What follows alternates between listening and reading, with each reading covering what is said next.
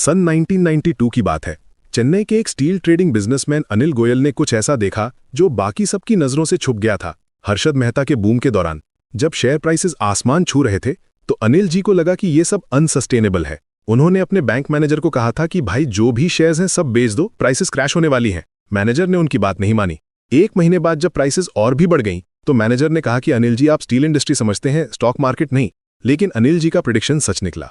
यहीं से शुरू हुई एक ऐसी इन्वेस्टमेंट जर्नी जो आज भी इन्वेस्टर्स के लिए इंस्पिरेशन है। अनिल गोयल का नाम आज इंडिया के सुपर इन्वेस्टर्स में गिना जाता है।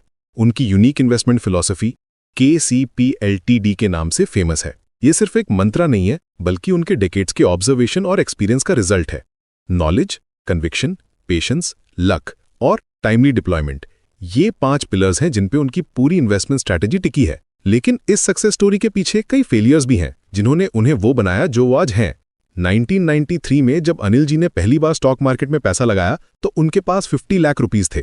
लेकिन मार्केट की वॉलेटिलिटी ने उन्हें सिखाया कि ऑब्जर्वेशन और एक्शन में बहुत फर्क होता है। मार्च 1993 तक उनके 50 लाख रुपीस घटकर 33 लाख रह गए। फैमिली का प्रेशर था कि मार्केट से बाहर निकल जाओ, लेकिन अनिल जी में कुछ अलग था। वो हार मानने वाले नहीं थे। उन्होंने ऑब्जर्व किया कि इंस्टीट्यूशंस जब सेल करती हैं तो वो अक्सर लो प्राइसेस पर सेल करती हैं। यहीं उन्हें अपनी बिगेस्ट स्ट्रेंथ मिली, buy when institutions are selling. Years बाद जब उन्होंने 5 करोड़ इन्वेस्ट किए तो वो 20 करोड़ बन गए। ये सिर्फ लक नहीं था बल्कि उनकी डीप अंडरस्टैंडिंग का रिजल्ट था। अनिल जी कहते हैं, मैं सिर्फ मल्टीप्लिकेशन ऑफ कैपिटल देखता हूं, 5 टाइम्स इन 5 ईयर्स या 10 टाइम्स इन फ्यू ईयर्स, यही मेरा टारगेट है।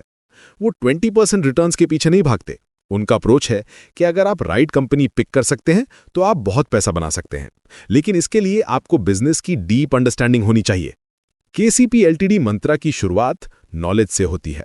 अनिल जी का मानना है कि जब तक आपको बिजनेस की डीप नॉलेज नहीं है तब तक आप कन्विक्शन डेवलप नहीं कर सकते। और अगर कन्विक्शन नहीं है तो जब मार्केट में 20, 30, 40, 50% करेक्शन आएगी तो आपका कन्विक्शन हिल जाएगा। वो कहते हैं, अगर आपको डीप नॉलेज नहीं है तो आपका कन्विक्शन मूव हो जाएगा। इसीलिए वो सिर्फ अपने सर्कल ऑफ कॉम्पिटेंस में ऑपरेट करते हैं।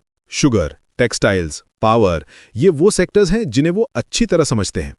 सबसे इंटरेस्टिंग बात यह है कि अनिल जी बुक्स बिल्कुल नहीं पढ़ते। He doesn't read books at all, ये उनके बारे में कहा जाता है। वो सिर्फ ऑब्जर्वेशन से सीखते हैं। Market behaviour, business cycles, management quality, सब कुछ वो ऑब्जर्व करके समझते हैं। डेली योगा प्रैक्टिस उन्हें मेंटल क्लैरिटी देती है।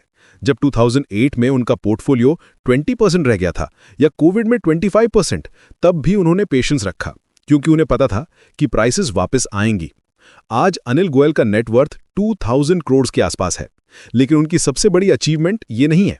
उनकी सबसे बड़ी अचीवमेंट है उनका डिसिप्लिन्ड अप्रोच और वो माइंडसेट जो कहता है, have the mindset to ignore areas that you would not invest in. वो कॉन्सेंट्रेटेड पोर्टफोलियोज रखते हैं। 80% एलोकेशन सिर्फ 20 कंपनीज में, रिमेनिंग में वो टेस्टिंग लैब चलाते हैं जहां 70 to 80 कंपनीज में टोकन पोजीशंस रखते हैं। अनिल गोयल की स्टोरी हमें ये सिखाती है कि इन्वेस्टिंग सिर्फ नंबर्स का गेम नहीं है, ये पेशेंस, ऑब्जर्वेशन और कन्विक्शन का गेम है। जब सब सेल कर रहे हो तब बाय करने का करेज चाहिए। जब मार्केट आपके अगेंस्ट जा रही हो तब भी अपने एनालिसिस पर ट्रस्ट रखना चाहिए। और सबसे इंपॉर्टेंट, हमेशा अपने सर्कल ऑफ कॉम्पिटेंस में रहना चाहिए, क्योंकि जैसा कि अनिल जी कहते हैं, what the hell are you doing, अगर आप उन एरियाज में इन्वेस्ट कर रहे हैं जिन्हें आप समझते ही नहीं हैं